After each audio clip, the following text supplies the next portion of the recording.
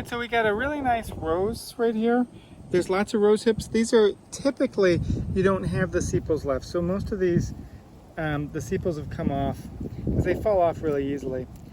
But there's lots of them. Technically, rose hips are edible. I don't usually eat a big one like this. Little ones are better because they're not really all that great. But here's the nice stipules. So you can see the stipules pretty well. Okay, so nice rose. There's lots of this Rosa palustris all through here. It can get quite big. You can see it here. It's all over. It's very common in many of the wetlands around here, around lower Michigan. Right next to it, we've got a spirea, which is also in the rose family. So here, the spirea is in flower. They're ending now, so half the time we've got flowers, half the time we don't. A characteristic for spirea are the stamen are bigger than the petals. So it would have 5 petals, and the stamen, you can see that the remnants of the stamen, it looks fuzzy. Those are all the stamens sticking out. It's kind of neat. Okay, but a better characteristic for later in the season, which works all the time, I'm going to grab a dried up one here, is the capsules. There are 5 capsules and they open on the inside. So it makes a star-like pattern. If you look at it from the side, it looks kind of like a crown or something. But from the top, they make that really star pattern. And that's true for all spirea. There's lots of different spirea. There's lots of spirea planted in your yard because people like the pretty white flowers. It oftentimes has really pretty foliage as well.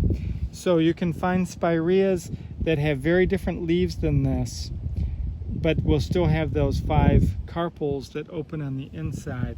This happens to be Spira alba, the white one, but you should know spirea in general by the long stamen if it's during the summer, or in the fall, or left over from previous years, you'd have the star-like capsules. All right, if we keep moving down this way, we've got, these aren't doing very well.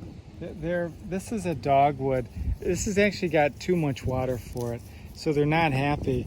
But dogwood or cornus, the veins hug the edge, and then remember the way to confirm it is to grab the leaf and see those stringy in between, so it'll actually hang by the stringy, not for super long because it's kind of windy, but that stringy is a good characteristic. Now there are other plants that do the stringy, so but not shrubs that have the veins hug the edge.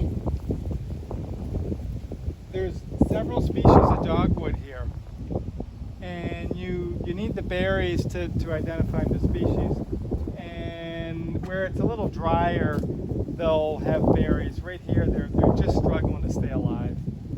This is a really wet year because the Great Lakes levels are high. So most of our wetlands are kind of associated with rivers and stuff that are connected to the Great Lakes. So this is just a very unusually high this year and last year for that matter. So these communities are kind of changing because of that. So if we look at these, water lily in general, is it Nymphaea or Nymphar?